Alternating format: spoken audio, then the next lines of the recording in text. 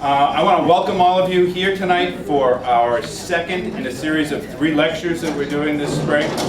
To remind you that we'll have another one on May 15th, 14th, which will be about social host liability, hosting parties in people's homes and the liability issues around that. But anyway, my name is Bill Jones. I'm co-chair of the Youth Task Force along with Mike Joyce, who's over there in the back. And I want to point out Teresa Manning and Jamie Vanderhoop, who are our tireless coordinators who pull all of these things together as part of the coalition. And really the coalition is designed to support parents and kids through all of the different kinds of struggles as they grow up. And one of our main emphasis is on substance use and abuse by high school age and middle school kids. So with that in mind, Teresa and Jamie were at a conference and they heard Dr. Martha Straus speak and thought her style fit the Vineyard community quite well. Dr. Straus is a professor in the Department of Clinical Psychology at Antioch University, New England Graduate School in Keene, New Hampshire. She's an adjunct professor at Dartmouth. She has a private practice in Brattleboro. She consults to schools and numerous groups in both the United States and Canada. And she's the author of numerous articles and a number of books, including Adolescent Girls in Crisis, Intervention, and Hope, and the highly acclaimed No Talk Therapy for Children and Adolescents. And she lives in Vermont, but gets to spend the weekend here. Yeah, baby. Thanks to Jamie and Teresa and the task force. So, Dr. Straus. Thank you so much. Good evening. My plan for this evening is to engage you in a discussion. I have some ideas, things I want to say and lead the discussion, but I want this to be an opportunity to have some dialogue about something that is vexing to us all, which is adolescent girls. And many of us here were adolescent girls, it looks to me like, and knew some, had sisters maybe. There are some people that might just be a little far out of having been adolescent girls here. I don't know, not that far. Any of you under 27 or 28 here? Very good. So we have one or two with developing cortex still. When you screw up, you can say, sorry, not enough cortex, just like my kids do. It's fantastic. So my method to my madness in the next couple hours, we have till 9, is that what we're doing? Going till 9 o'clock, something like that? How late do we go? 8:30, 9? Okay. So 8:30, not 9. So, okay, so I'm going to talk, and you know, I began my life in New York City. I started out in New York City, so I know how to talk really fast. So, but what I want to do is to think about cultural changes and culture shifts before starting this evening. I was sort of saying, well, you know, I lived on the Cape actually for a year, better part of a year between college and graduate school, and there was a lot of drinking because what else do people do? And then the person I was speaking to said, well, you know, I grew up in New Jersey and that's what everyone did. And I was thinking, yeah, I grew up in New York City and that's what everyone did. So I don't know if the problems that you're facing are particular to living in an island community. I think probably not. I think sometimes it gets named that. But adolescents are bored everywhere and find themselves getting into trouble and pushing boundaries everywhere. So I want to think both about regional changes and cultural changes a little bit, and trying to identify that what's different now from when we were coming up and what our expectations are, and whether the world is it really a different place or really it's the same place as the boomers had it, or trying to identify what's going on now, if there really is a problem that's a different problem than the one from 10 years ago or 20 years ago. I'm really trying to place also in context, some context of development, what we're worrying about, how much we need to be worrying, whether what we're doing actually is diverting attention from our own inadequacy, our own screw-ups, our own substance use, and saying kids these days. We get very excited and exorcised about kids these days, and don't look at us. And what's true is that for any measure, we'll talk about this, you know, in the next hour and a half, for any measure of concern about adolescents, we're doing it too, and more so. So no one's talking about moms running wild, soccer moms running wild, you know, but we could be. And so it's an interesting kind of question that is a social and political question that exists in time about what's going on with our concern and our excitement and our titillation and our disapproval of adolescent girls and what that's about in comparing and contrasting. And then I want to think about who we are as adults. And the thing that I'm talking about the most these days, no matter, it ends up being that no matter what I'm lecturing on, is about secure love. And what it is as adults we have to offer adolescents when push comes to shove at the end of the day. What we have to offer, and I'm a clinical psychologist, so I do a lot of therapy, and I'm a professor, so I teach and train and supervise. And at the end of the day, the thing that I am teaching about and that I am doing in my practice is loving the clients and teaching people how to give of themselves in this authentic, loving way and whole way. And that is what is lacking here. So we're going to be talking about adult roles and responsibilities. And before you're done, you'll be talking about love, I hope, too. And I'm from Vermont, so that's the way we talk. So that's what I'm going to do. So how have times changed? I'm not going to spend a tremendous amount of time on this, but I want to orient us to the task of understanding that the world is sort of recognizable. Sometimes our fear about how the world has changed colors our interactions. So there's fear in the room and it's ours.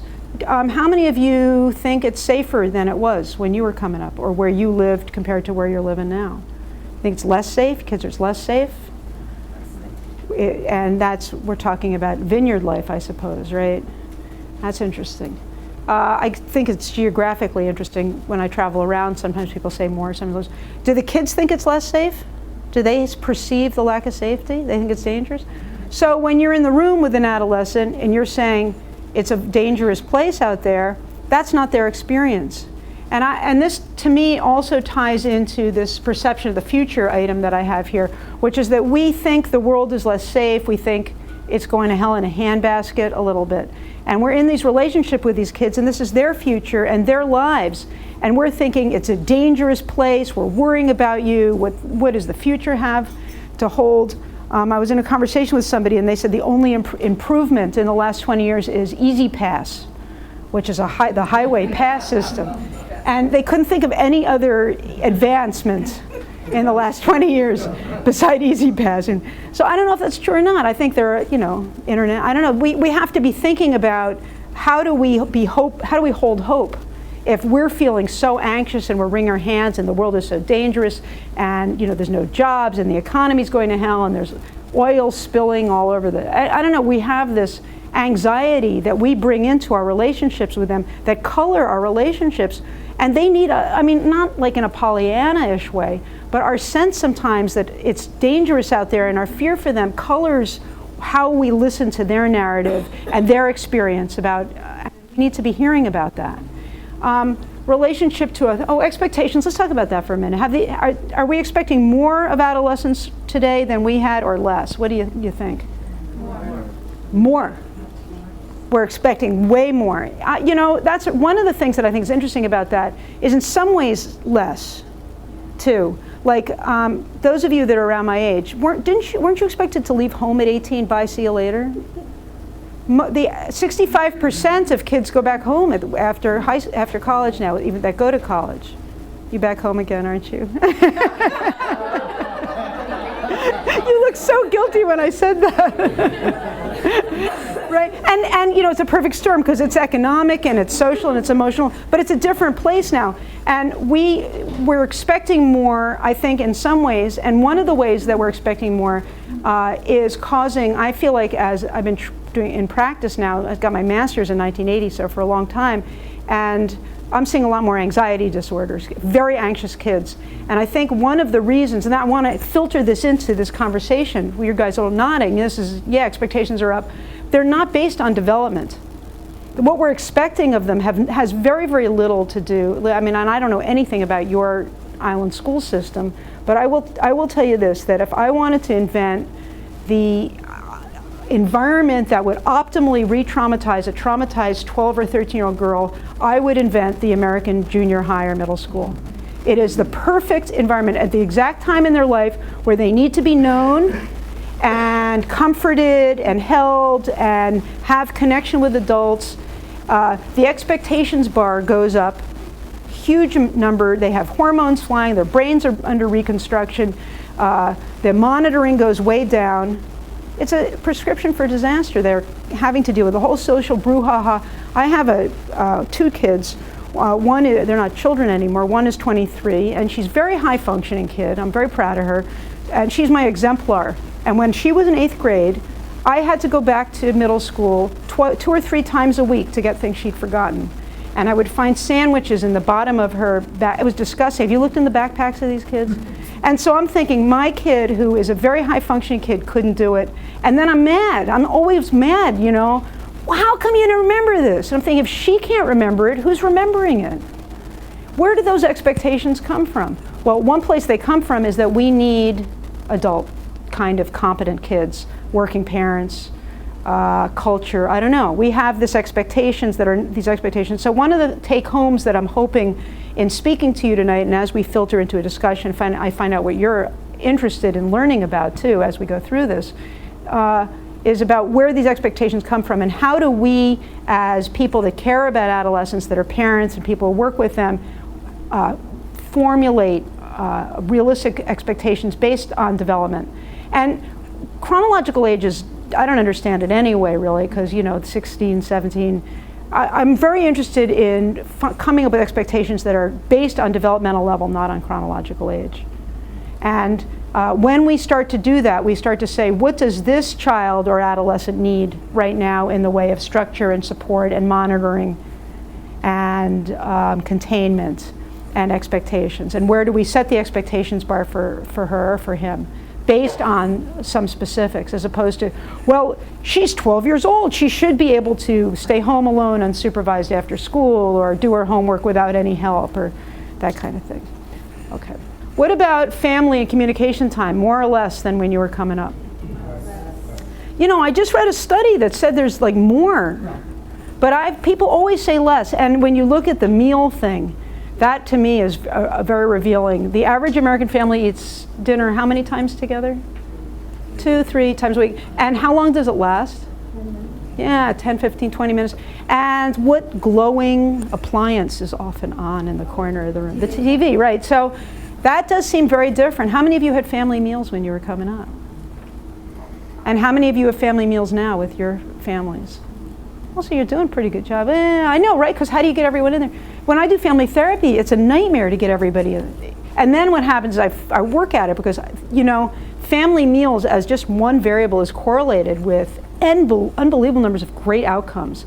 Higher grades, fewer, problems with the law, lower incidence of drug and alcohol use, later entry into sexual relationships, better grades. I mean, it's an unbelievable menu of lovely outcomes for eating more than 3 times a week with a family. It seems like such a simple intervention. I mean, it's a correlation. It doesn't cause it, but it's a very interesting, compelling correlation. So you, as a therapist, I'm thinking, why not get the families I work with? They should eat dinner together more often, and you work for weeks to get them to agree to have dinner, and then of course they do, and people are fighting like, I mean, it's a nightmare, right? Because they have no idea how to do it. Then they come in and they're mad at me like, oh, we did what you told us to do, and it was a nightmare. So electronics and internet, that's a world is a different world. Most of us are digital immigrants here. Jamie, who's young, it took us a little while to do this. I mean, you're kind of an immigrant too, aren't you? You're not a native. How old are you? 30. So you're on the cusp here. You should have helped her. Because you grew up with it, you know, and so we don't know. When I travel around, the amount of hand wringing around internet stuff is amazing to me of us immigrants and dinosaurs. The natives are like, hey, this is Facebook, so what? It's Facebook. We're so worried, and sexting is a real thing, and the uses of technology are concerning, and predators online and everything is concerning. But again, I think 85-90% of girls who are victimized by family members and people they know. Like, it's way safer on the internet than at home.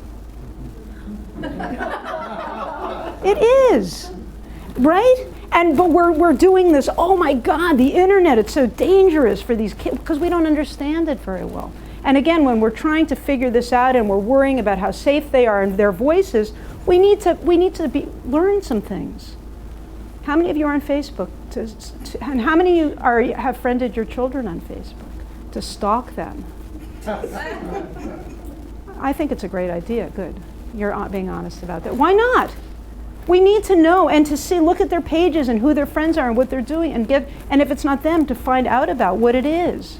We're so scared about it, but we don't really know what it is we're being scared of. Peer culture, generation gap.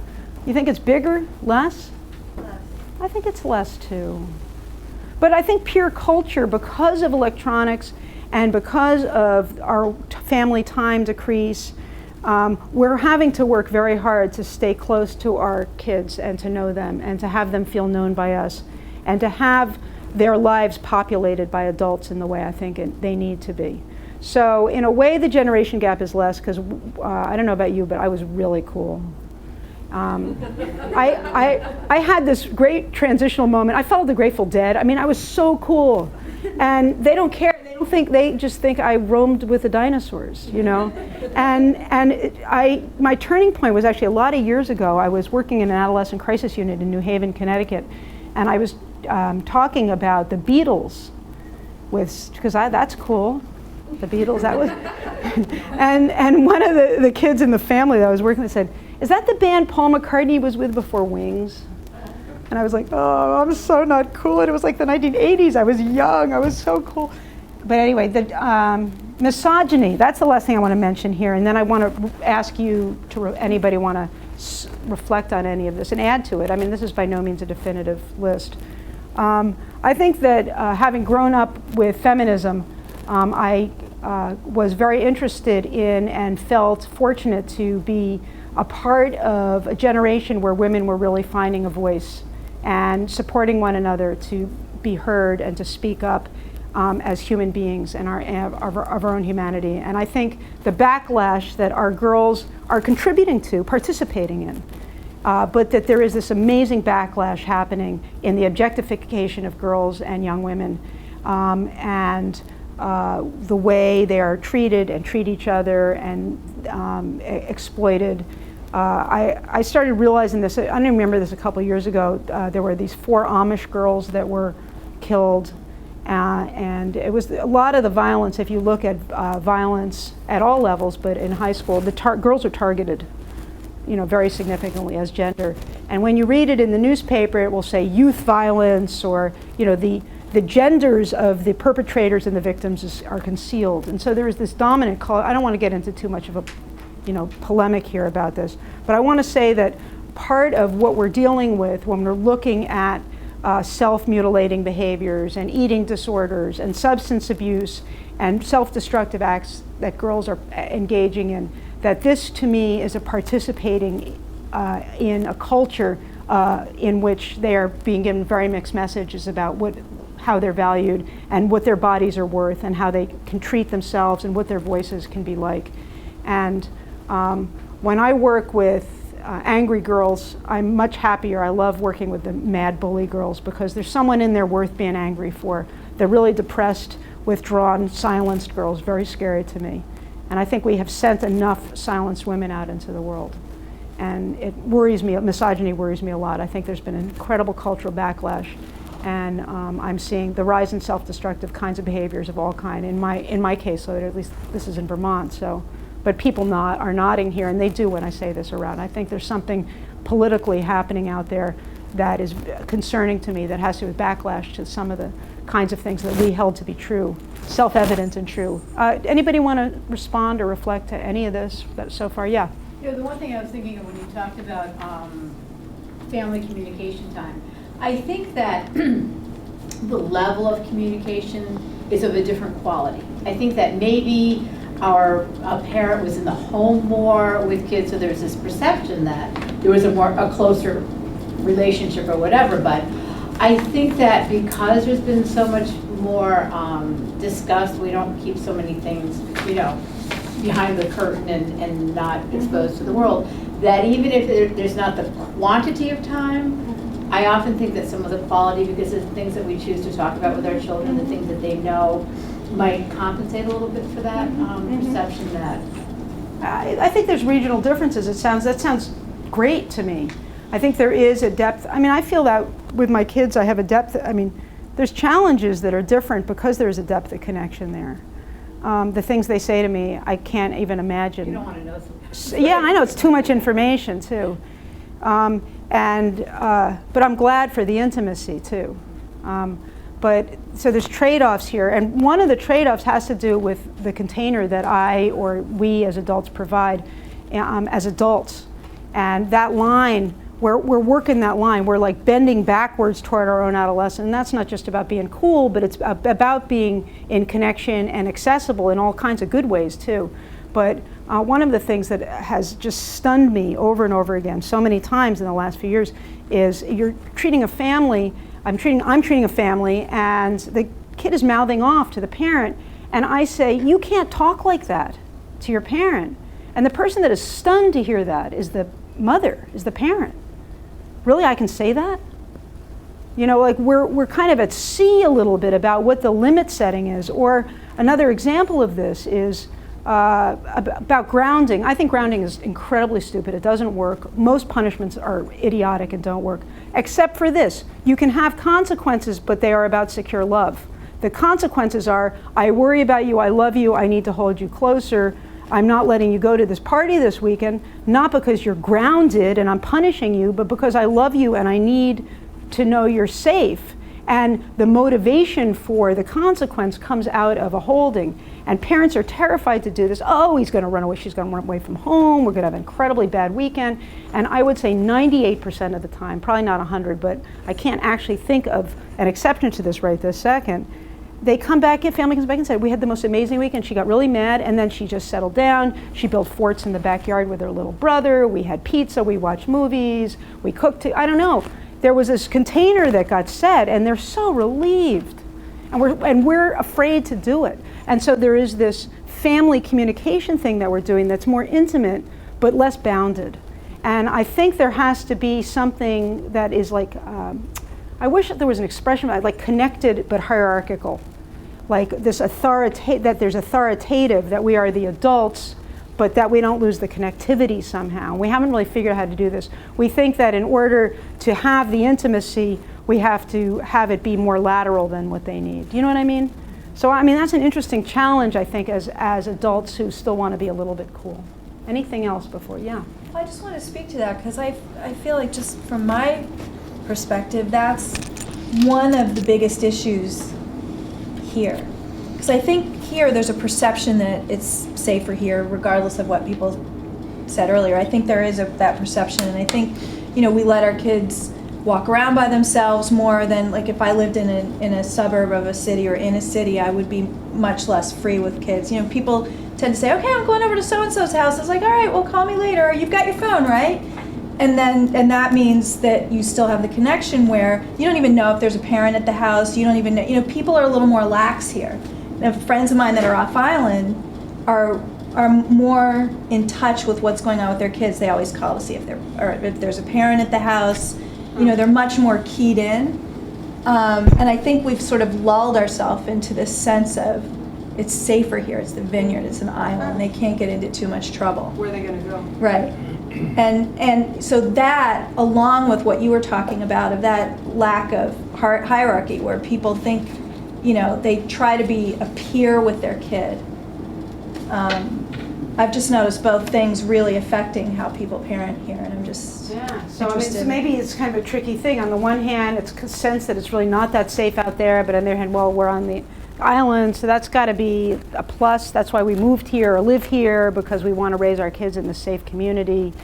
But maybe just thinking about it in terms of safety is not the only dimension. Another dimension is just knowing who your child is and what they're doing, and helping parents feel they have the right and wherewithal to do that, because cell phones lull people into security. They can say they're anywhere. They could be in New York City, right? I'm just in Edgartown for the evening, right? They don't know where they are. So That's kind of an interesting question, too. Anything else before I move along here? We come back to it. There's a lot of stuff to talk about. So girls are vulnerable. This is the substance abuse piece of the thinking about how the world is different and what we now know about substances. Girls have a lot of different kinds of vulnerability than boys do to the problems associated with substances, particularly alcohol. Liver disease, hypertension, brain shrinkage, breast cancer. I mean, there are a lot more side effects of substance use for girls. Menstrual cycle problems, even with lower levels of alcohol consumption. And the piece that I want to talk about is not so much the medical stuff, which is outside of my bailiwick, but the higher risk that girls face of being harmed by others while using substances. That it really increases their vulnerability many times over, which makes it a concerning act, not just for all the direct problems of the underage and it's illegal and it's dangerous and driving and all the standard things, but also the way that it makes them more vulnerable to trauma. And I think that the trauma connection is one that when we are talking about substance use and adolescence, we must continue to make. And we have to make it for ourselves, our generation too, looking at what strategies people have on board for dealing with their demons and for their unresolved stuff and their exile parts, their anxiety or their trauma or their sorrow or their confusion or their loneliness. And we're all culpable too. And I just want us to keep that link. We're talking about adolescents today, about them, but also about us and how we are developing a toolkit of self-soothing strategies and modeling it for them and what's available, and how at the end of a long day, you know, what our self-soothing strategies are also, and how they are coming up learning that stuff from us.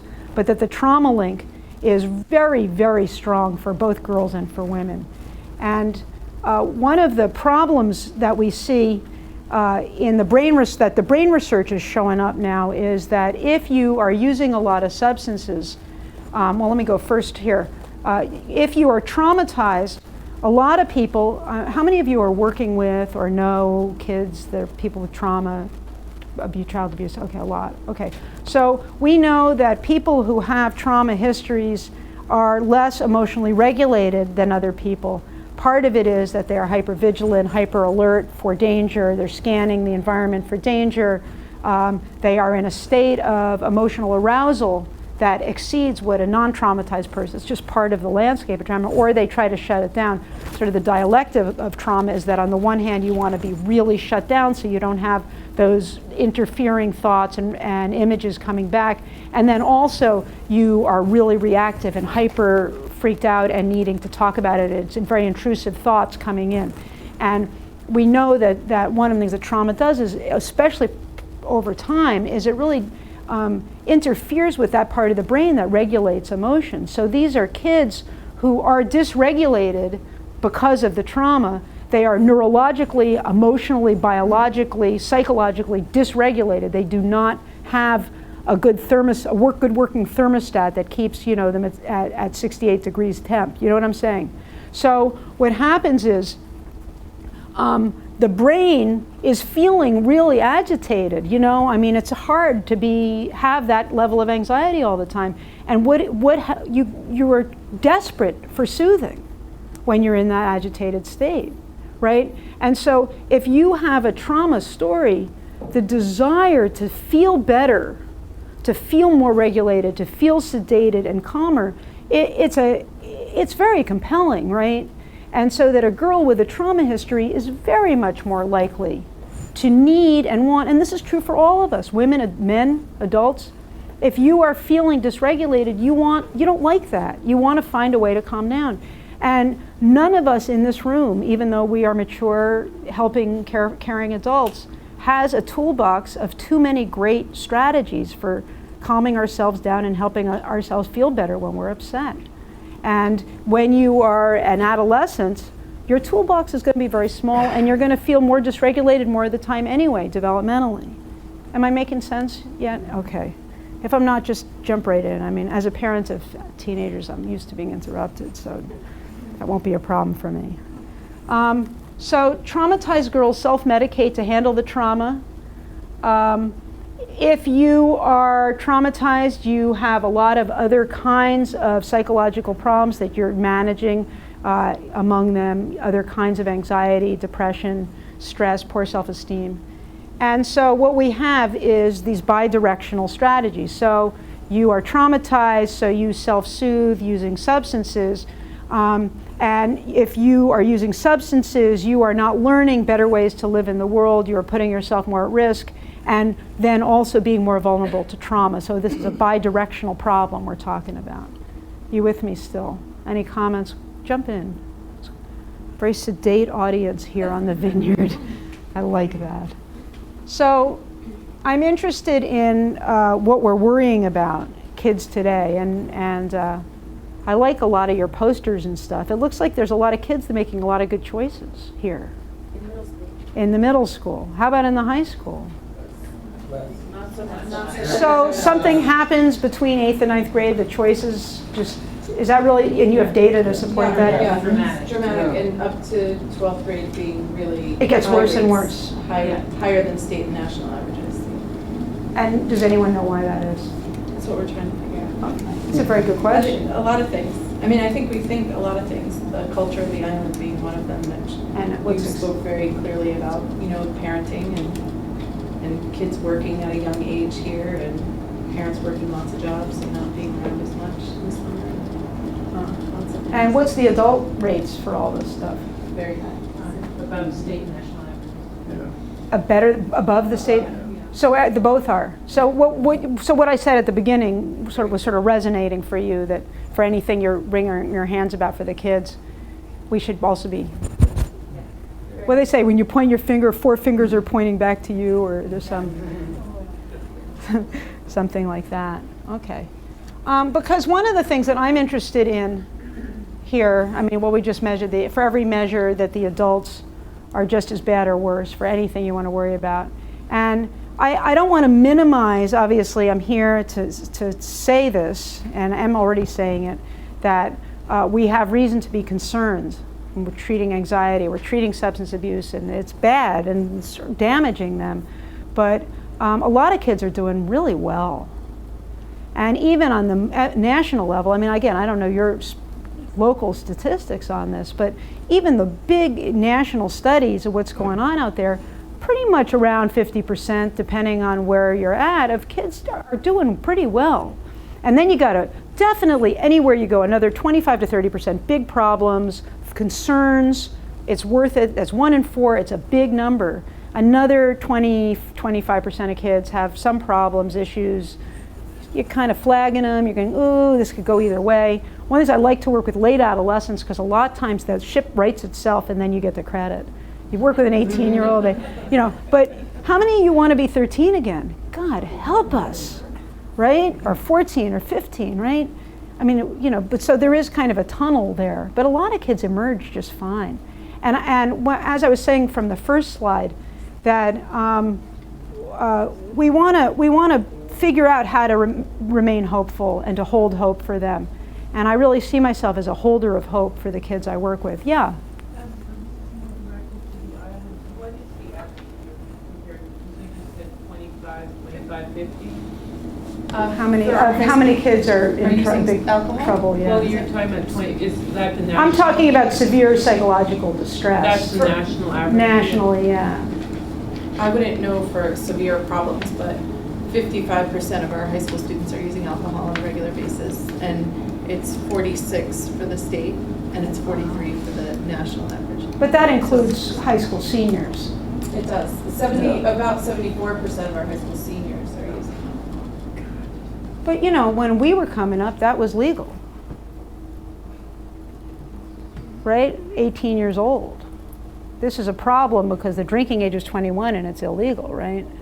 Or is it a problem for... It's a problem based, well, I would say it's a problem mostly because of the brain research that exists that shows that it's really impacting younger people. Brain development. Didn't necessarily know when other people were growing up. So now we know. We're more worried about it because it's worrisome. We know more. Okay. And more concerning to have. So the numbers are concerning, but you're not talking about binge drinking, blackout, 70, not, Very high rates of binge. high rates. So when you say 50 whatever percent, you're saying not just they're having a beer on the weekend. You're saying that percentage is kids that are really. Yes, binge drinking is reported as the style of drinking really for young. So about half of your high school kids, that includes 14 through 18 years old. And the 14-year-olds is less than the 18-year-olds, as predicted. It gets worse until they have adult rates of consumption. I'm sorry. Adult rates early. What? They have adult rates relatively young. I mean, I know, but what's the, you know what I'm saying? Drink like the college kids when they're like 15, 16. Okay, so they're reaching the adult percentages at a younger age here. Okay. But I think the other concern is the prevalence of the drugs that go with the alcohol that may not have been so widespread when the legal drinking age was 18, which is a really long time ago. And we also do have a program here called the Vineyard House, which is a recovery program for people who have been identified as having addiction issues. And we recently, the Youth Task Force, met with some people from there. And when it started, I don't know how long ago, but the average age was in the 40s, 30s to 40s. And right now, 50% of the people involved in their program are in the 18 to 24 range. And so, Which could be good, which could, that to me is progress though. You could see it that way too, right? We're getting them younger and we're identifying it and you're jumping in there, but you're not just getting the old habitual drinker, right? I think that that's a really good point because addiction is addiction. And I do think that there's a surgence of young people in recovery, being really good role models to other kids their age, that there is a way out if you've got it. But I guess my concern is, do we wait for our kids to need recovery? I think that I would hope that what the task force is working on is preventing. It's wonderful to see kids in recovery, but it's also pretty disturbing. And what I'm hoping to do here is to support what everyone is. It sounds very interesting and vital work, but to open the window wider that we're focusing on substance abuse, and in my mind, that is a symptom of something much larger that we focus in on something. And and it's an important symptom to focus in on, but in my experience, exactly 100% of the adolescents I work with who have substance abuses have substance abuse problems, have comorbid other psychological problems. And maybe it's 98%, I don't know. I think it's probably 100%, I really do. Yeah, you were gonna. And I want to clarify on those young men, they're in heroin addiction by the early 20s. Oh, in terms of what the other substances are people are using heroin on. Mm-hmm. Heroin's a hot drug on the island? Heroin's a hot drug. Go figure. Where's it coming? It's just from the mainland. People are bringing it over. Ohio? Did you see Ohio? Off islands. I think it's Ohio. Okay. But it's interesting. This is not what you're dealing with. Sounds more like an epidemic. The national trends are very reassuring about alcohol. So this is interesting. Yeah.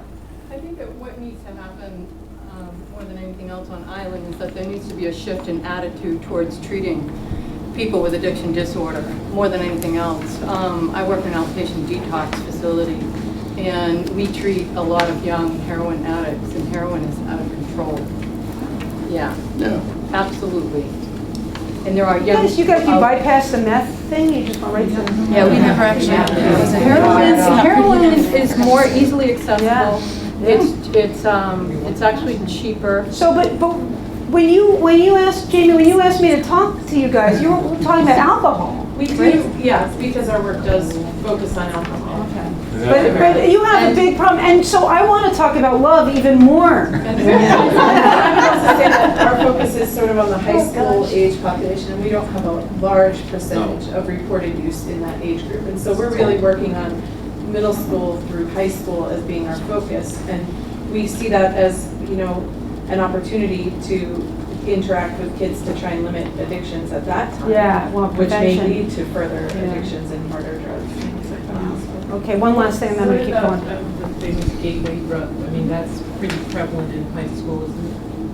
Marijuana. Oh yeah, we are. Yes. Yeah, so is that falling into your 50-some percent? Oh, it's 36%. 36. But reported, and we're doing some other, we're actually in the assessment phase of really trying to get hard numbers for marijuana use. We have survey results, but we're also working with the police and interviewing kids and other. Are you interviewing their parents too? Because again, this is you know, I sort of have two feelings about it. I have three. One is that your focus is important. The second is your focus diverts from what the parents' responsibility and involvement is, because it makes it when the minute we talk about addiction, we hold it in the individual. You're talking about the addict and treating the addict and preventing the addiction in the addict, and thinking systemically. When we're talking about children and adolescents, I think that these are adult addiction models that don't really describe what the influences are and how family and culture are maintaining maladaptive behaviors in children and adolescents that become addiction. And the third thing is these other issues, the other problems, that focusing on the addiction makes us not think enough about development and about family and love and psychopathology and depression and anxiety. And so I want to support what you guys are doing, but I really want in the next 45 minutes to widen our net of concern here and approach and way of thinking about it. Not to undermine anything you're saying or doing, but to broaden the lens, okay? Because I like what you're doing, but I want to build on it and add broader context around it. Because focusing on individual kids who are using is slow going. Yeah, our approach is environmental strategies. So we actually don't have anything that we do directly with kids. Oh, we great. work with, Well, our main focus is parents. Our main focus is parents, and I think one of the things that really drew us to your message was really the boundary setting and the love and the fact that we live in a culture where parents seem to feel like the only way they can really connect and be loving to their kids is to be a peer of their children, and so that sort of lowers the threshold for kids to have those protective factors at the high school age population. And so I think that's You're speaking my the language. message. So one of the things that I have decided to reduce my philosophy of life to is being a Jewish person, also the 4 questions. The Jews are into the 4 questions. But my 4 questions are these, and I think there are, well actually I think the second question here is the most fundamental question of all that drives us every day. We wake up in the morning for our whole lives until we go to bed at night, and that we spend our lives in search of the answer to be yes. And all of our relationship disappointments and failures and loneliness and sorrow and anxieties and addiction stems from unfulfilled ability to answer this question: will you be there for me when I need you? Can I rely on you when I treat couples, when I treat families, when I treat children, when I treat adults? This is the driving, agonizing, excruciating question in our lives.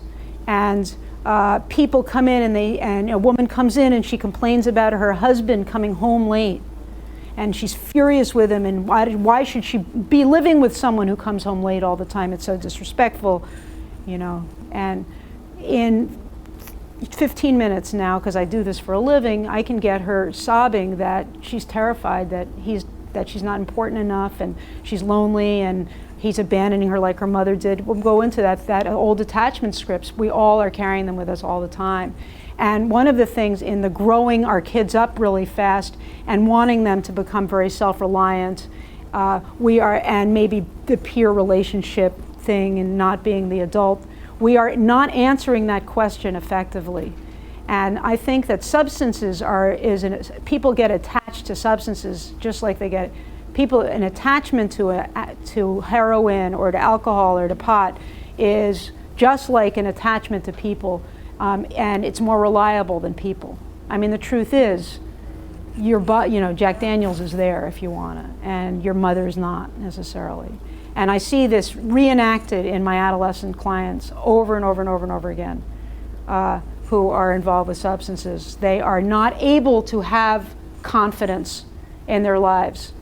And so when we're treating addiction, what we're doing is we're treating an attachment disorder, I think. So the first question is, for in adolescence, is very interesting also because for the work that you're doing, because the average 13-year-old wakes up feeling like a different person every morning. You remember that? Horrible feeling, boys and girls both. And in the course of the day, you feel like different people. And it feels like this incredible identity fragmentation. I'm 53 now. I'm mostly me, finally. It took this long. I mean, I think it's almost funny, but not funny, because the idea of weaving together a cohesive sense of self out of the complexity that is us. Not that we all have multiple personality disorder, but we all have parts and multiplicity and complexity. And when you have a child, and I am not advocating addiction here or substances. I don't want you to leave here thinking, wow, that was a pretty flaky presentation. I'm just saying, if you have the consciousness and awareness of a 10-year-old, which is very unified, a 10-year-old, you ask a 10-year-old what they want on their pizza, they'll tell you, they just know, I like it, I don't like it, I'm this person, I'm not that. Something has to happen between that consciousness and awareness and the fact that we don't even, at 53, I still am like, oh man, this is some big menu. Right? Oh man, some days I like that, but, right? So something has to happen. And drugs, again, I'm not advocating drugs, but something has to happen, and that does happen, to get your consciousness and awareness to go from the child at 10 to the adult at 21 or 27 or whatever, to expand awareness and perspective taking and points of view and all the stuff Piaget talked about, decentering, so that you're having sort of this metacognition, you're thinking about your thoughts and all this incredibly cool stuff that a brain learns to do. And I'm not advocating drugs, but drugs help you do that. And in a culture where you're not getting very much help to do that from adults or from school, or where do you get it? Where do you get the rites of passage and the rituals and the experiences and exposure to the wilderness that is your developing consciousness? So one of the identity questions that's profound is, how do I do this integrated identity thing by myself? I can't do it. And if parents and adults are not helping, saying, you know what, you're complicated. There are many ways of being. All of this is you. These exiled parts of you, your anxiety is you. The people are sending me all of these kits for anxiety or anger management or helping them get rid of these parts of themselves. And I'm like, no, we don't want to get rid of any part. We want it all to be embraced and held, because how do you become a coherent whole adult if you're busy dissociating parts of yourself? And that's why a reason I hate out substances, because when you're high or using, you're not growing up. Your brain is completely on, shut off. And so it's like lost time. The kids that I work with who have addiction problems, they're 11. They're functionally 11. They've lost all this developmental time because of using. That's what I hate about it. Because developmentally, they need help to get to know who they are as a non-using and the complexity of it, and it's painful. When you wake up feeling like a different person every day, it hurt, remember that? It was horrible. It's like I can barely go to school today. It's so painful sometimes. The third question, very interesting. I don't know how you're dealing with this here. Curious about this. How are we connecting them up to contribution, to meaning, and I'm not just talking about religion in a formal way, but how do kids feel that they are connected to something meaningful and more purposeful? They're bored, they're disconnected, they're alienated. That leads you to substance. The kids who are plugged into meaning and purpose and volunteering and have things they want to do with their lives and that they love and passions, they're not using like that. They're not in your 52%. You think so? Those kids have meaning and purpose too? They're doing both? So you have high meaning, high connected, high functioning kids. It's a challenge for us to try and tell them it's not good, it's not good practice, it's not healthy for you when they're still able to. I don't mean they're just getting A's. I mean that they're things that they love in their lives, that they're engaged in their lives. That's how it's a measure. I think it's a measure. Yeah, I wouldn't say. They're still successful in school and I don't mean that. in life, I know. Yeah. But it's hard to make that leap. Yeah. But so the leap is in the other way. I just think that this is a huge life quandary we have now, where it used to be, you know, we had an agrarian society. You would get up in the morning and your work was valuable and important to the success of your family, and their contributions were important. I work with a ton of kids. They barely have to, I mean, they're receivers of consumer goods. I just started a new case this week. I'm not making this up, and my practice is in Brattleboro, Vermont. It's not in like some fancy schmancy part of the world. This mother didn't think her 12-year-old daughter would want to come see me, and I'm really nice and fun. The kid wanted to come see me after she met me. And the mother thought, I have to come up with something like really alluring to get you to go see Marty Straus, because you're not going to want to do this thing, and I want you to do it. And so the mother told the kid if she came to see me, she would get her a Wii Fit. Like that's an expensive game, right? And I thought, what are you going to offer her next time?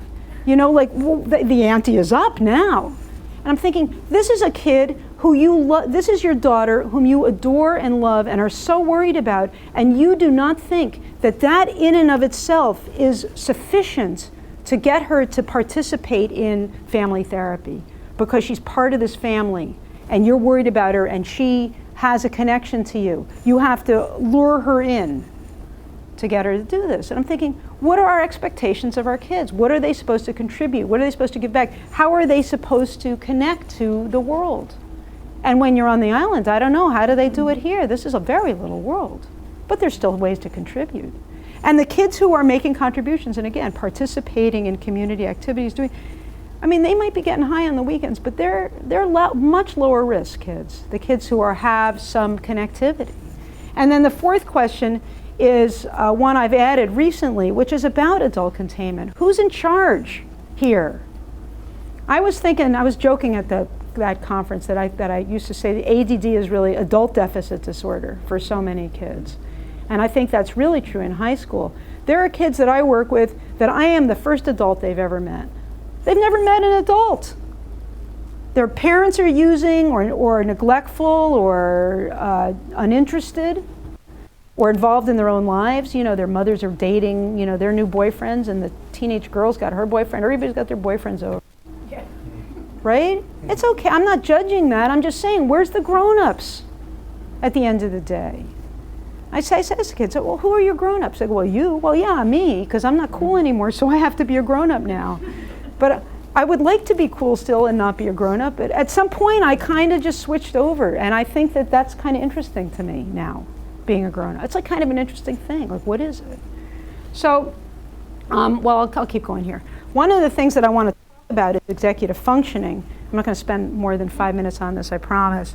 But one of the things that we now know is that the executive functioning of an adolescent is not the same as the executive functioning of an adult. Only adults problem solve like adults. So even if you have breasts and are fully formed in other ways, you look like an adult, even if you're highly verbal and sensitive and intelligent and seem very mature and can even drive a car and do okay in school, you are still a 16-year-old who has been on this earth for 16 years. And somehow we've really gotten confused about this. So I want to just say something about executive functioning. I think about the executive, which is the work of the prefrontal cortex, like an orchestra. And in order for the orchestra to play beautiful music, the sections have to do well. And there's two sections. We have the metacognitive section and the behavioral regulation section. And then we have the instruments in each of the sections, like the winds and the strings. And on the behavioral regulation side, there's initiate, shift, modulate, inhibit. There's these different cognitive tasks that you have to develop, and that develop over adolescence and into your 20s.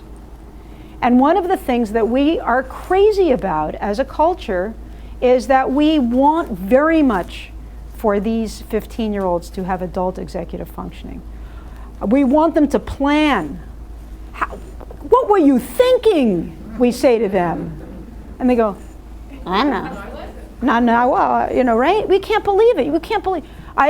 This is kind of since that we're talking about 70s, this is an embarrassing story, but it's from long enough ago so that I'm going to tell you this. My beloved children at the time, aged like 15 and 18, something like that, and some friends found themselves in the possession of a traffic cone, which was clearly a stolen item because one doesn't often have a traffic cone in one's home otherwise. And they were trying to figure out how to turn it into a bong. And they're in my kitchen. And I'm saying, what is going on here? And they're kind of like, well, you know, we were thinking it'd be fun to try to turn this traffic cone. And they couldn't figure out how to do it because they're idiots. So I was safe. But I'm thinking, what were you thinking?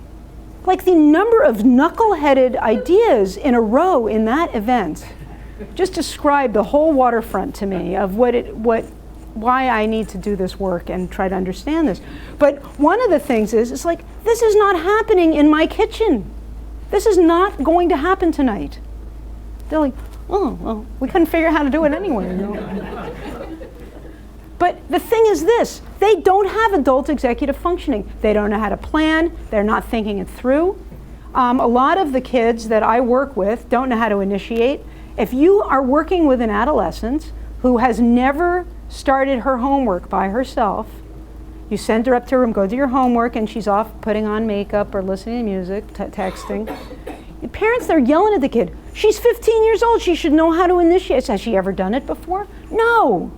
Well, maybe she can't. That's not to say she's never going to develop that executive functioning. But I say to parents, sit on her. That's what your kitchen table is for. That's what we call that parenting, right? Well, we call that understanding, and I think this is for therapy too, understanding that the executive, like all the rest of development, comes on board over time on, what I call developmental runways. There's takeoff. And we need to understand that we all develop, not all of a piece, but especially in terms of our problem-solving ability, it occurs over time. Substances interfere with that, and also they are vulnerable to substances because of having an immature executive. So there's this really fabulous, okay, I'm going to keep going before I tell about this fabulous guy. Metacognitive side planning, organizing, holding relevant information online to solve problems, monitoring yourself and task. There's a lot of elements, higher order and regulating, that they have to be able to do in order to think and problem solve like adults. But we know that through your 20s, right, sometimes some of the research is showing really up almost till 30 years old now, but certainly till the late 20s, the adolescent brain is changing, and it isn't just growing, it's undergoing this profound remodeling. So that whole cortical areas are wiped out, and synapses are, in a kind of use it or lose it way, are refined and fine-tuned. If you spend all of your time playing video games, your brain is being fine-tuned, and you have the synaptic pathways that are being developed so that you can be very, very good at, well, video games. If you are doing trigonometry, your brain, so on and so forth. And so there's a whole streamlining going on. And when people, I don't know if you ever heard about you're going limbic. Limbic system is the emotional center of the brain. And what we are now seeing in adolescence is that while this remodeling and bad executive stuff is going on, a lot of the problem solving is in fact being done with their emotional part of their brain, not what you call good problem solving. So when I say to my kids, what were you thinking? They're thinking with their limbic brains. This'll be fun, right? That's what they're thinking, like literally. And the other thing is this. We are now seeing that in terms of brain chemistry, that these kids are dopamine deprived, and they need thrills and excitement and risk and stimulation at a much higher level. Like, we're tired at the end of the day. This drives me crazy. How many of you have teenagers at home? Oh yeah. So like at 9 or 10, you're like, I am really looking forward to that horizontal space. And they're like, what are we gonna do next? Let's talk, right? And they're charged, and their brains are like, it's just a different thing. The other thing, of course, that happens is the midlife. Your estrogen level is plummeting, and theirs is soaring. So there's this other kind of hormonal thing going on. But also, brain chemistry is really responsible, or at least associated with a lot of some of the dangerous and really silly stuff that they do. Their brains are not adult brains. They are not chemically adult brains, and they are not structurally adult brains. And so one of the brilliant things, there's a guy named Dan Weinberg at the National Institute of Health, and he was writing a lot after the Columbine shootings. He was talking about violence. But he said something fabulous that I've made my own, but I quote him always. He said that we have an obligation to provide a land-lease prefrontal cortex to adolescents until they develop their own. And we are the prefrontal cortex. They do not have them. They do not have adult problem-solving skills. The only people who can solve problems like adults are adults.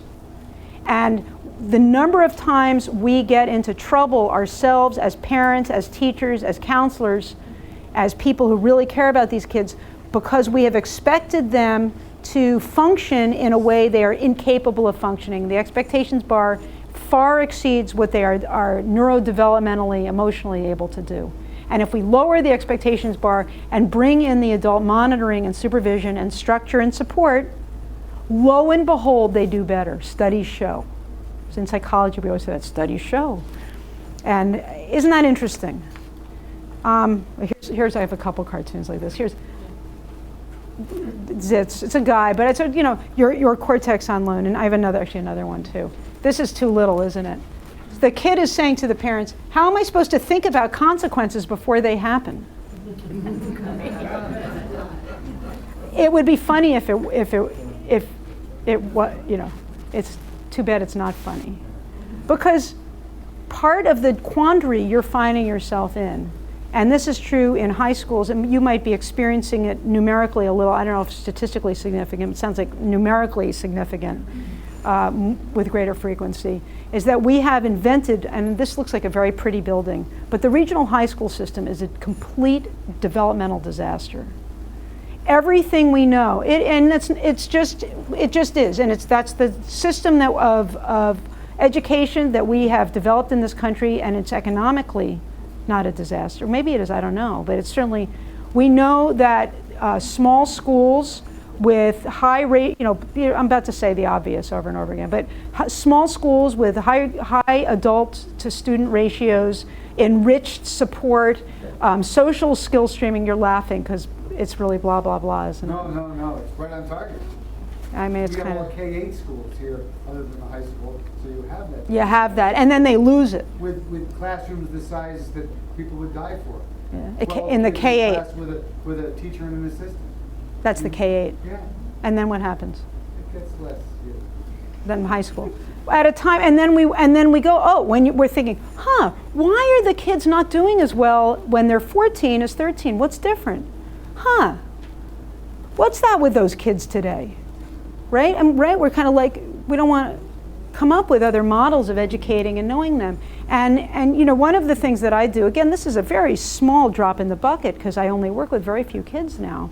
But if I'm working with an adolescent who's struggling in school, I try to find a time in person for them. I do a lot of more skill streaming in there. That's just one kid at a time. I'm just, you know, I had an amazing experience a couple months ago. I went to a large regional high school. I'm working with as a boy, but a 15-year-old boy who's just adopted out of incredible trauma. He's a very, very complexly traumatized, very neurologically weird, like very super sensitive kid. And I know how to help support him, and it involves a lot more feedback and one-on-one, all the stuff you can imagine with a kid like this would do better. And we're sitting in, you know, that little high school conference room in this regional high school, and his teachers, and I'm saying he needs to sit close to the teacher and have all the blah, blah, blah. And the social studies teacher starts laughing at me, and I'm not used to being laughed at, you know, with maybe, but, and I'm saying, you're laughing at me. And she goes, honey, I got 28 students in my classroom and 19 of them have IEPs. 19 out of 28 kids had IEPs, and she just thinks you know, what's she supposed to do? He needs a lot more adult feedback, I'm saying, you know. When he's on task, he needs to be rewarded for being on task or whatever. It's like, you gotta be kidding. So that's the reality, right? But the reality is also that if we want to develop kids who can think for themselves and make good choices and not use drugs, we have to have a lot more adult presence. That's what works. You know, across the board, that's what works. And you're having this because the changeover, and I think this is true in the junior high model. I mean, you're doing much better than most of the places I go to with the K-8 model. It's way, way better, way developmentally better. But then, how do you prepare somebody for losing the thing they need the most? And having been in this homey, cozy neighborhood school, how do you, the regional, anyway, so I don't mean to be saying cruel things. I mean, I'm not speaking specifically about your school, but it's in general, yeah. So why is that an economic reality, the drop, the change in ratio?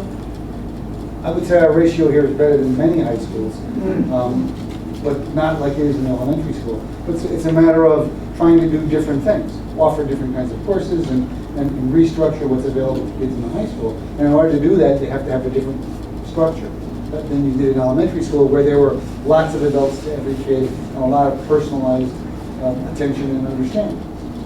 So it's you had to make A broader range of classes. I mean, there's a lot of reasons. But I also think we don't, American education, this is generalizing, I probably should shut up, but in general terms, we don't do a good job of transitioning from the more child-centered, focused on nurturing elementary school to the high school. We suddenly say, okay, you're free to go, go do. And they are. Yeah. How's it working for you? Well, That's the question, right? That's what I say. You know. That's why we're here. That's why we're here, right? But every problem is a solution to another problem. So now we have this problem that you were solving, the problem of needing diverse opportunities and more social interactions and teams and all that kind of thing. Yes. Can I guess in defense of Dr. Weiss, my name is Warren Gossett.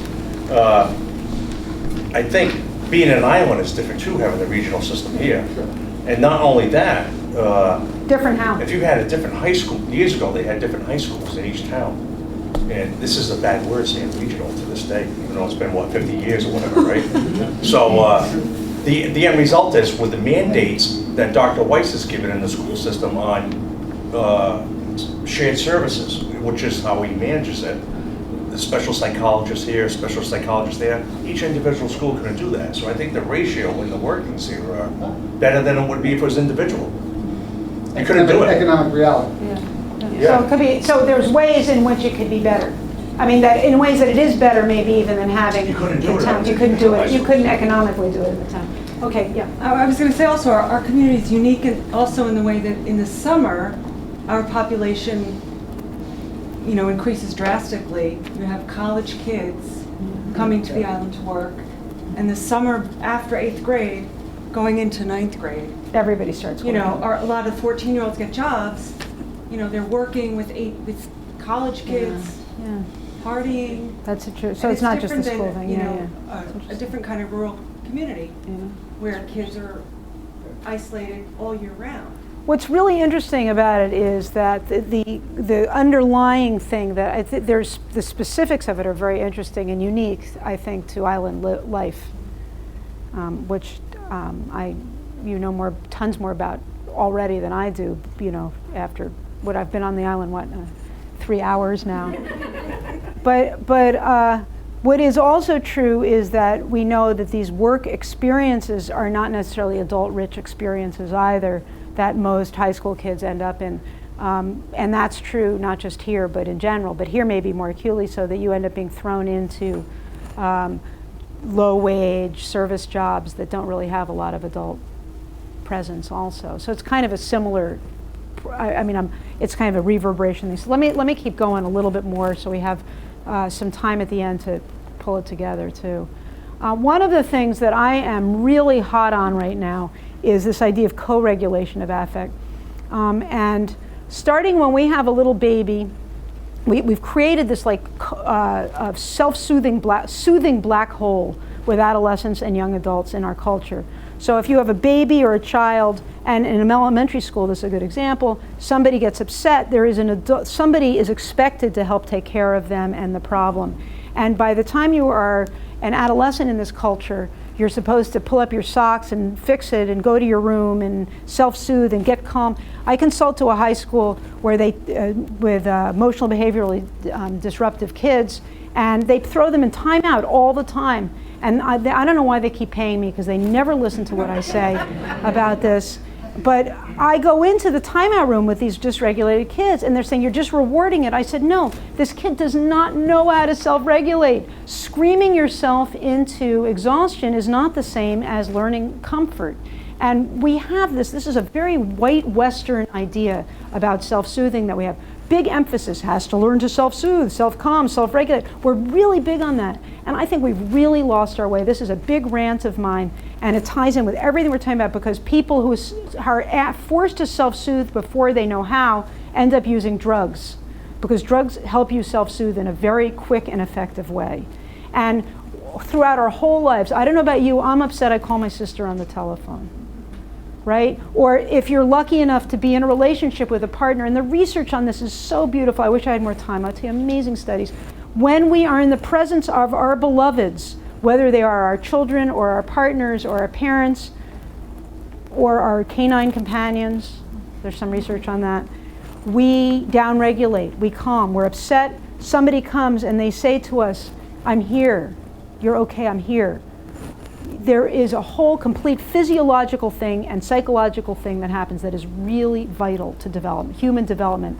We are a species who are designed, we have childhood, we have this evolutionary bizarre thing, which is that our childhood lasts for months and years.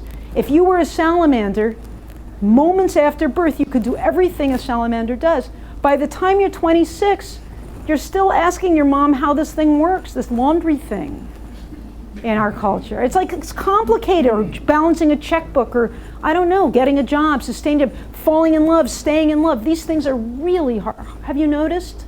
Hard to do, this grown-up thing. And evolution has given us this incredibly long period of childhood, and we want to squander it. We want go self-soothe, go stand on your own 2 feet. We have this idea in this culture that that's the mark, separate, individuate. We want them to do all that, and I think that is such hooey, I can't tell you. I think that those models never worked. They worked briefly with the boomers because there was some period in time where this had to happen, where at 18 years old you were supposed to go stand on your own 2 feet. But in the course of history and in the world, I got to speak last February, a year ago, in Cuba, and I got laughed out of the room, not just because there's a housing shortage, but because people take care of each other. That is what people and families do. That is what communities do. They don't expect people to take care of themselves, right? So what we have here is this idea, this premium placed on self-soothing and self-regulation. And I really want to exhort you that even the best self-soothers among you, people that have yoga and meditation and gardening and running and listening to music and all the things, bubble baths, all the things we do to read a good book, to self-soothe, we're still in a pinch. What do we do in a pinch? You going to go take a bubble bath? Are you going to call your best friend or your partner? Are you going to go cry on somebody's shoulder? And we are not training our kids in co-regulation. We're not showing them how great that is. And we're not helping parents and encouraging parents to value that is something that they are giving their kid. And when I go into the timeout room with these raging adolescents, unless they're really, really out of control, and I've never been hurt by one of them, knock on wood. I mean, I don't go in if it's real, but I don't even talk to them. That's what they say, you're rewarding them. No, man, I'm just being with them because I'm a human being, and they are suffering, and they are in pain, and they are desperately lonely and frightened. And you've put them in a room by themselves, and they don't know how to help themselves feel better. And my presence, I can do this with you just like this. I don't even know your name. I don't know you really. We just met, and because we are, the researchers call this limbic resonance. There's a lot of great words for it, but I love this idea. It's limbic resonance. Your brain, your emotional brain, and the other person's emotional brain, when you have a relationship go on, there's something that happens that changes and transforms your brain, and it changes and transforms their brains forever. When you are in an intimate relationship with another human being, a child or an adolescent or a partner, whoever it is, there is something limbic that happens, and all the emails and texts in the world and all the timeouts in the world will never substitute for what this is, what this moment is. Do you understand what I'm saying? Because I think it's so important. It's really the thing that when I speak these days, I want people to understand about affect regulation more than anything.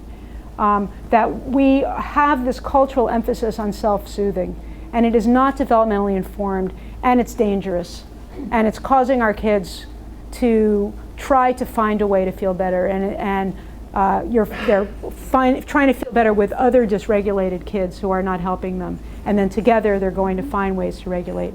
And again, I'm not advocating self-harm, cutting. I'm not advocating alcohol. I'm not pro, wild sex. I'm not, promiscuous sex. Well, wild sex, good, protected. Wild sex, but I think that people do what they can do to regulate under duress. And the thing that I think is healthiest and best and wisest has to do with making our presence, our adult presence, available in a much more enriched way. And the kids that are floundering, they are under the adult radar. They do not have enough grown-ups in their lives that are grown-ups.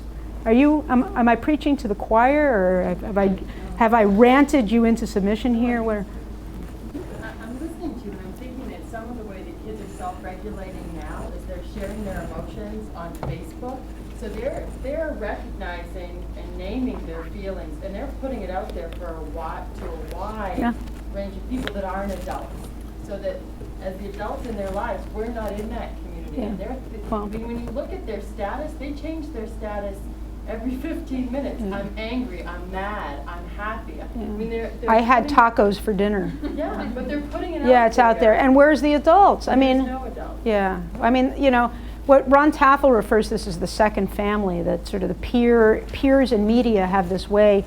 And we, as the first family, which is adults and parents, weaken, the second family's power has increased. And we may say we're closer in some ways, but I think what you're describing is a weak substitute. I have yet to see a kid want less parents in their lives. Even they might start saying that, but they never end up saying that when you really push them on it. And they want more, yeah. What's interesting with Facebook, a great way to get yourself unfriended is to comment a lot on your kid's wall.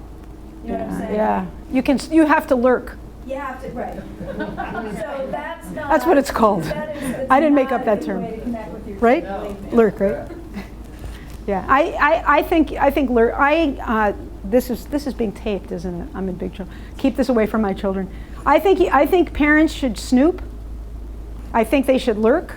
If you're worried about your kid, you should do whatever is necessary. The idea that a child's room is their sanctuary, that's the Columbine thing too. Those kids were building bombs and their parents didn't know about it. That is so scary to me. Where did that happen? I mean, that is such a Western, incredibly strange, that's my room. What do you mean that's your room? Who's paying the bills here? Okay. Wait, I wanted to say one more thing about ambivalence. We don't like ambivalence. We don't like not knowing. We don't like having to, I think this is sort of affect training with adolescents, that the adult typical parental response is the kid goes, I'm going to a great party this weekend. There's not going to be any adults there. And I'm like, okay, I'm not going to take the bait. I'm not going to take the bait. Go, what do you mean you're going to a party this weekend? What do you? And so what happens is they get to hold the cool side of the ambivalence. They're bringing it into you because they know it's a ham-fisted idea, right? It's a terrible idea. And then you take the boring, adult, stupid side of the ambivalence, and the boat continues to go along. And what I'm very interested in doing with even 11, 12, as young as that, but certainly the adolescents, is I want to make sure that the ambivalence stays in the room and that I don't rush to make it better or change it. I name it as a choice, identify it as a choice that they're responsible for making, because they're going to make it anyway, and as some way of helping them understand that in terms of affect regulation and management, one of the things that is a bummer about being an adult is that you have to not know all the time. We rush. Is it good? Is it bad? Is it a boy? Is it a girl? Am I up? Am I down? Am I sad? Am I happy? We're into this binary, must pick one. And most things that happen in life make us ambivalent, or a lot of painful things. Well, I want to go to this party, but I'm kind of scared that because the last time I did this, I got really sick, and that was bad, And I know adults are there, and it's sort of fun and cool, but I'm actually a little scared. I mean, there's got to be a way to have this enriched, informed dialogue. And what we rush into doing is to rescuing them from having to have that. And I think that that's a kind of a higher order parent training thing to do. But when I work with families, I really work with parents not to rush into the, dangling bait, but to say, wow, tell me about that set of decisions. When I say to kids, I said, last time you did that, you had to push this boy off of you. It was a night. You remember that? It was terrible. You didn't, right? You came in here and you were really upset. Do you remember that? Tell me about your choice to maybe try to do that again. So there's the ambivalences in the room, and it's not my anxiety and fear and dread, but I'm using my, the hairs in the back of my neck to inform how they are going to learn to take care of themselves within my holding and my caring. And there is no measure of well-being in the world that is not enhanced by secure love. If you want to raise healthy young adults that have make good choices, have them feel loved, securely loved. And if they have parents who can't do it, the genius of work with adolescents is there are other adults who can fill in. And some parents can learn and some can't to do it. But there is no person on earth that does not do better when they are loved and held and have people that they can identify for that. And if we're looking at substance abuse, we have a culture of finding love in a pill, in a bottle. We think that we are going to be saved by something very quick and easy. And love is dirty and messy and hard and complicated and disappointing, and there are ruptures that need to be repaired. And we have to learn for this. Now it's almost 8:30, so I'm in my ranting portion of the evening. But I don't think the human race will survive if we can't do this. I think that we will be undone if we can't figure out how to train the next generation or show the next generation how to form and sustain intimate relationships. And it's my old person hand-wringing about the internet if it's a substitute for intimacy. I think a lot of kids are using it to augment and accompany intimacy, and I think that's great. But hard, real love, learning how to do it and sustain it, and we're not very good at it ourselves, and we need to be practicing it and teaching it and modeling it and mentoring it, because people are not developing coherent stories of who they are in the world. And those stories are not being held by other people that love them in a way that is sustaining them into adulthood. Yeah. I just hope that maybe you could talk a little bit about how do you show your teenager love when all they want to do is get out of the room with you. They don't want to. They're kind of pushing, and I'm going to give you glib answers here. Because you're asking a great, sustained question, and it's really about not taking it personally. We take it much too personally. They don't mean that. They mean, I'll tell you. Do you remember the book, The Runaway Bunny? Yeah. People remember that book? I am all about that book for this talk. I think that what they are doing is they're saying, are you going to try again? I worked last week. This is an incredible story from just last week. I'm treating a 15-year-old girl, and she ran from my office. And her parents sat there like lumps. It was a family therapy, and she split. She said, I'm not going to do this, and she ran out. And they were just sitting there, and I'm like, you have to go get her now. And my office is up like 2 flights of stairs. It's kind of a pain in the neck. But they're like, oh, it's Brattleboro. She's safe, It's the same idea. It's Martha's Vineyard, whatever. She's safe. So no, you have to go get her. She wants you to go get her. And they're like, what are you talking about? She just said she didn't want to see us or be with us. She hated our guts. She said bad things. I said, no, go get her and bring her back. And so, the dad trudges down the stairs. He's mad at me, and brings her back and the whole thing. You can imagine, fill in the blank. And I meet with her at the end alone, and I said, what the heck happened there? And she goes, you made them come get me, didn't you? And I said, well, we discussed it. And she said, they weren't going to come, were they? And I said, it really mattered to you that they came to find you. And it's like the runaway bunny, right? There it is. Or hide and go seek. This is the drama, right? And so when my general, vague, kind of glib answer is, you have to keep knocking on the door. When the door is shut, parents think that means don't come in. Where'd they get that idea? It might mean don't come in this minute, or come in this minute and get yelled at and leave and then come back in 5 minutes, or it might mean slide some notes under the door. I don't know. We need to persevere though. And I don't know, we lose heart. We're so wounded ourselves, and that's the secure love thing too.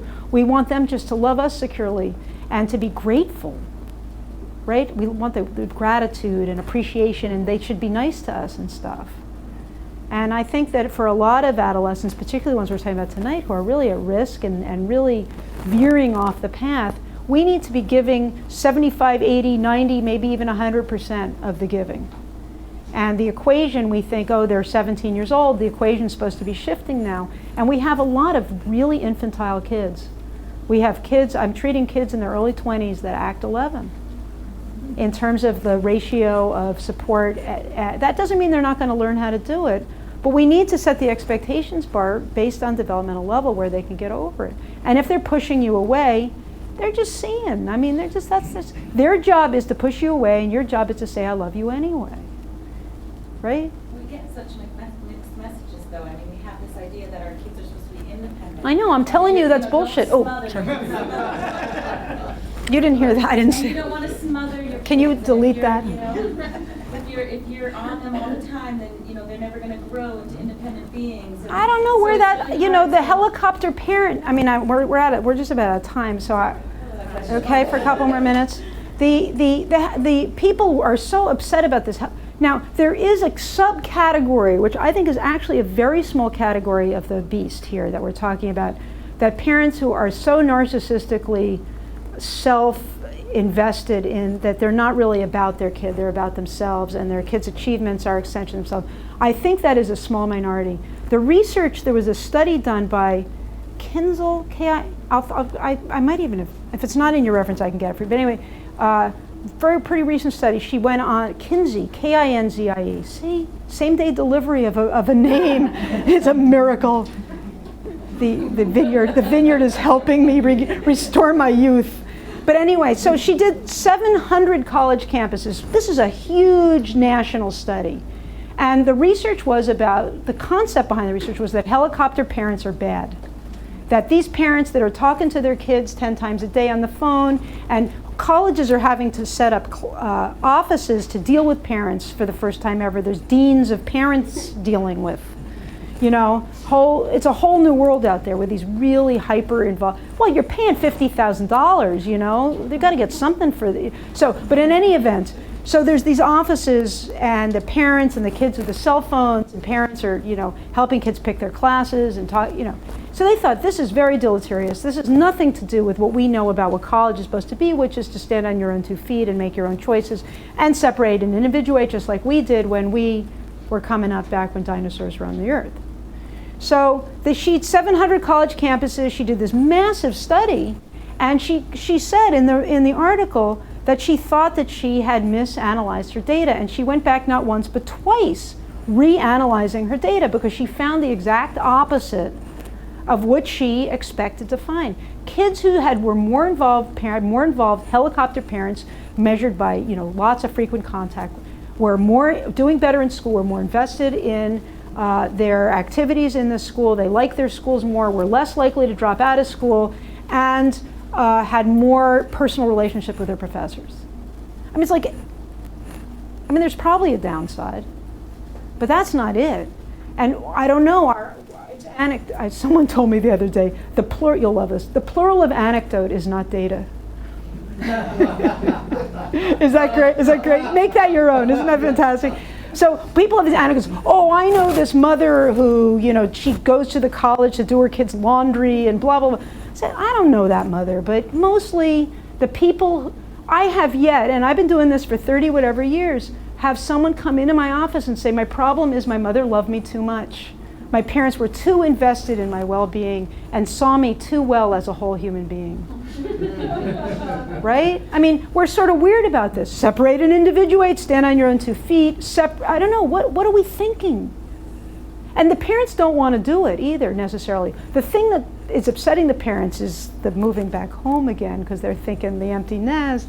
But we're making the adjustment because of what the world has to offer. And I think that as I said, that what we want is secure love in our lives. And why, now that people are getting married later and settling down later, the average number of moves between 18 and 25 is 7.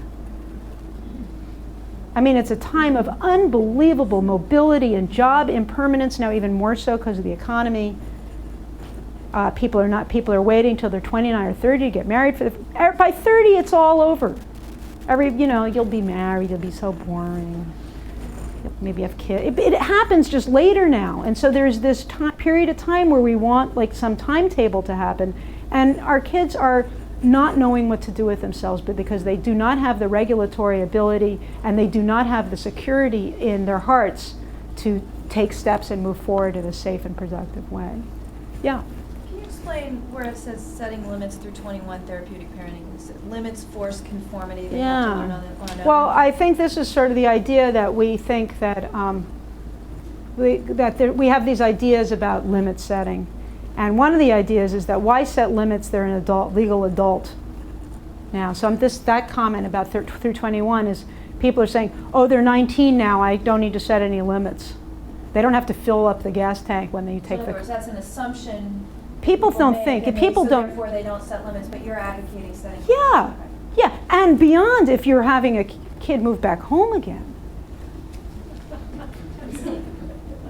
So I'm talking about sort of thing. One of the reasons that we don't do that is this like incredibly weird idea. This is our generation, believe this therapeutic parenting thing. Where like, is there something really?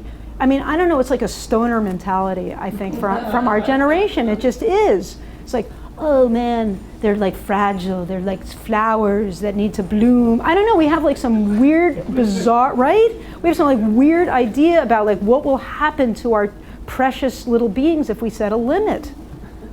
It's like, this is a horrible story, but because I almost lost a friend over this, because when you're a therapist, you should not give advice to anyone under any circumstances, least of all your friends. I was at a dinner party, and some people had brought their 3-year-old daughter to this dinner party. People in Vermont, they do that. Don't they do that around here? They're everywhere. They carry their kids everywhere. Anyway, it's like 9 o'clock at night, the kid is spinning out of control, and the mother, who is an educated, lovely human being otherwise, is saying, and I quote, "Find your limits, Maggie. Find your limits." And I was like, finally, I couldn't take it anymore. I said, "You're her limits." Find your limits? It's 9 o'clock at night? So, but we have this idea. We have this in Vermont. Right? Isn't this hilarious? In Vermont, we have this idea. I don't know if this is true, that limits make them are too conformist or something too. So there's like this list of things. Or by the time you're 7, you're 18, or 19, you have to learn on your own and real life and real consequences. And we're done here. The cake is baked or something. And I think that this therapeutic parenting idea, this gentle, I don't know, I call it parenting light sometimes, L-I-T-E. Parenting light has really gotten us into trouble. And I think not that causes drug abuse, but I think our disengagement from the real emotional lives of our children is creating a vacuum that they have to fill somewhere. So that's what that 21 thing is, yeah. Don't we also know that adolescents just developmentally need to start to separate, and they need to push away a little bit. And I agree with what you're saying, that we need to keep knocking, but they need to push away, and they need to start making some decisions on their own, because they need to make some mistakes. We set it up as a dichotomy. You see, I think that there is only true independence and autonomy in the frame of connection. People who are on their own 2 feet, who have been pushed out of the house, are not autonomous. They're maybe counter-dependent at best. They're people who have figured out that they can't depend on other people. They're in answer to that question, can I rely on you? The answer is no. I think that the most independent, high-functioning people I know are people who are securely loved and held. And so we set it up as must pick one, individuate or be, Velcroed to your parents, and it's not like that. It's just that it's a balance and a dance, but it's not a dance where the separation continues to occur. What's the metaphor here? The dance occurs in the room of the dance. So the pulling back still is held in the frame of the love and the relationship, and you're not going anywhere, God willing. And so they're pushing, but they don't want like to push out of the room. And in fact, with adolescent girls, which is beyond the scope of what we're talking about tonight, with adolescent girls, the conflict is the engagement. And parents, it hurts our feelings, so we miss that. I know it sucks, doesn't it? But it is, the conflict is a way of staying connected and engaged. When they say go away, they mean let's stay fighting and then have pizza. It's true. That's what they're saying. It is. Yeah. I'm reminded of an author I really admire and like named Donald Winnicott, who was a British psychoanalyst. Yeah. I'm sure you know. Who wrote in the 1940s talking about how important attachment is between both parents and the child. And that is also talking about good love. But the attachment is vital, and it starts very young, I would say, at birth or sooner.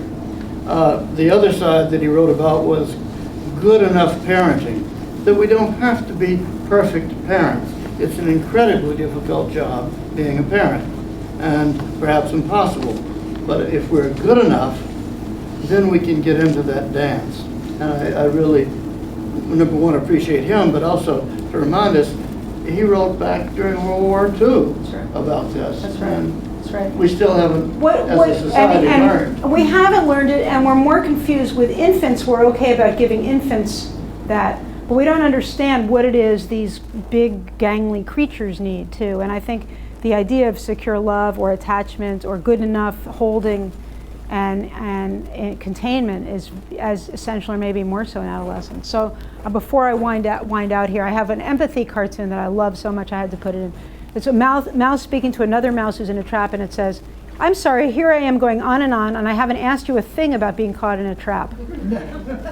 And I think this is our adult agenda, and we're reacting to our adult agenda, our countertransference, our reactivity, our fear, our anxiety, our projections, our magnification times some large number of all the crazy things we did. We remember that, and we think they're doing 300 times the crazy things we did. And so our anxiety is raised even more. And I exhort you and urge you to ask questions and to get inside the internal life of the adolescents that you live with and work with in a much more empathic way, so that you are seeing the world really truly through their eyes and walking in their shoes in a much different way than we're doing as with our anxiety, managing our anxiety about them. I guess I'm trying to think here, because it's 8:45, so we'll just do I had sort of a wrap-up thing here. I guess the final wrap-up, though, is about us, and never underestimate who you are or could be in the life of an adolescent or child. I have so many amazing stories, kids that I didn't think I had any impact on at all, that it turns out they really cared, that I cared about them. It was very important to them. And Bruno Bettelheim had who was in a concentration camp, he said, "We all survive on trust and hope, not on fact." So that the adolescents that we're working with may have, the facts of their lives may be terrible, but part of what enables them to go on is secure love and trust and hope that someone is reliably there for them. Well, thank you very much. Yeah. One of the challenges that I have, again, living on the island, is that I know a lot of people, my kids know that I know everyone. And so they don't want to tell me names at all, and of kids that are getting into really risky behaviors. And I have a son who's in the 6th grade, and he kind of admitted that he knew of a kid that was doing something that was not good. And he didn't want to tell me because he was afraid that if he told me, then I wouldn't allow him to go over to that house, and that I would, say something to his mother and all of these other things. So how should I handle that? I mean, because I want him to talk. Yeah, tell me. I think he's almost telling you. Somebody saying, "I have something to tell you that I'm not going to tell you," Well, it doesn't get Close. like that. I mean, I pick up on a lot of clues and I dig, and he finally admits that. I think that's okay, good. I mean, there's going to be a certain amount you'll find and won't find. You can keep asking, and maybe, I mean, 6th grade's young, but you can begin. This is the holding ambivalence thing. What would be the pros and cons of telling me? What's at stake here? What do you think would happen if I knew this? What are the risks of not telling me if something happens? I mean, the thing is, now, I don't know, 6th grade, he's probably, you know, I don't know what the size of the trouble that he could get into is. But if you know everybody, I think the spies thing, you know, I live in a town of 2,500 people, and that was so great for me when my kids were coming up. I mean, did you know your daughter doesn't wear at school what she wears to school? Stuff like that. Or who was that skanky looking guy she was with at the bakery? You know, like, and so I think that we need to, and that's sort of a community of support. We didn't get into that tonight, but I hope that your friends who also see and know everything, that people are sharing information, because I think that you are ideally suited in this island-sized community to be able to support one another. And I think that's a whole other level of co-parenting that is a resource for kids that don't have enough adults in their lives. This takes a village thing. You know, I think there's a lot to that. And again, in our separation, individuation, privacy model that we have, it's like you're a single parent and you're supposed to just do all this by yourself, you know, and it's like crazy. You can't parent an adolescent by yourself. Even 2 people's not enough. And I think so our models of what it means to help raise kids need to be expanded within the schools as a place, or PTA, or community resource, library, church, whatever, where we're getting together and we're really organizing in a purposeful way that we're going to look out for each other's kids. And my son's not telling me that much, but he's coming over to your house, and if you're going to be driving them, would you listen to what they're talking about in the back seat? And if they talk about anything that sounds sketchy, let me know. But you're right, there's a certain amount we're not going to know, and we're just going to be really anxious about. But we can keep asking and expressing interest and concern and not freaking out you're doing what? You're going where? You know, trying to keep it on the QT a little bit so you hear information. But yeah, I think there's a plus and a minus, right? What you're saying is you do know a lot, it sounds like. But you should know. I mean, parents are so apologetic. Oh, you know, I know too much, or it's a small town, my son thinks I know everything. God bless him, he's so lucky. That's right. Wow, I was thinking when you were saying, like, what a lucky kid, right? Okay, last one, yeah. What about when your kid says that it's the limits that are causing her anxiety? That's a big topic in my house. The frontal cortex lobes not working. Yeah. Tell her study shows that it might be something else. You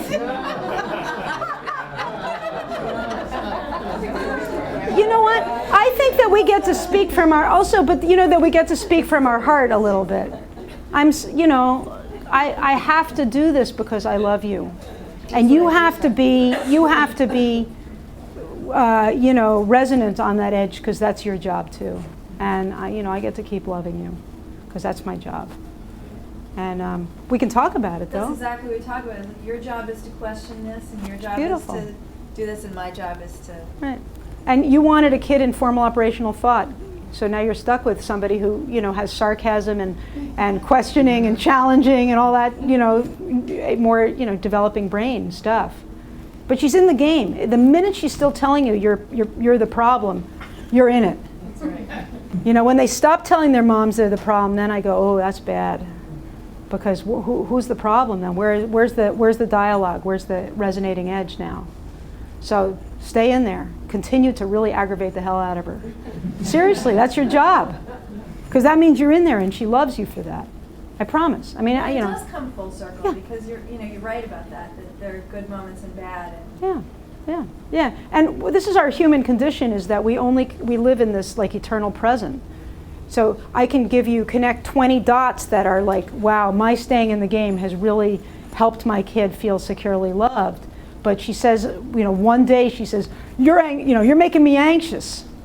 You go, oh my God, my parenting's terrible. And that's the Winnicott thing too. You're good enough, No one is perfectly attuned all the time. We all have ruptures and we all screw up. And we apologize. And we process it again, like, can we talk about what just happened? I'm really sorry. I'm a single parent. I change my mind all the time. I used to drive my kids crazy. I would say, you can go do something, and then I'd say no, or I'd say they can't do something, and then I'd say yes. So I'm doing this by myself. I have to have time to process this. I need to think about it. I'm sorry if that's upsetting you. I'm doing the very best I can with the data I have. And I just found out there were going to be no grown-ups there, so you're not going. Change my mind, sorry. They're big kids now. They go, I understand why you did that. You know, so hang in. We're doing the best we can. And it helps with community to get other people around to do this, to lurk and spy and snoop and have, moles in other situations to report back. It's kind of a funny note to end on, isn't it? Anyway, you get the idea. So the idea, secure love is the idea. The note I want to really end on is really about love. And we're talking about substances and trauma and big schools and our fear for our kids. But what we're really talking about is how to hold them on the island or anywhere in a way that they feel held. And you're here because you're doing a good job and you want to do it even better. So that's great. So anyway, thank you very much.